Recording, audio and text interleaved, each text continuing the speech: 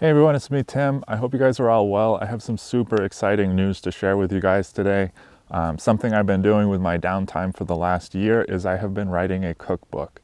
I've been practicing recipes, trying different things, and putting it all together, and it's finally done. So I'm officially opening pre-sales for my cookbook on IndieGoGo. I'll leave a link down below for where you can find that. I will say, no pressure, but if you want this book spiral bound as opposed to just a regular normal book, you'll have to order it through this IndieGoGo, because once it goes live on Amazon, they don't offer spiral bound books, which is kind of a shame, because for a cookbook, it makes so much more sense to have it spiral bound. You can leave it open on the page you need, and you're not ruining the spine of the book. I'm very excited about this.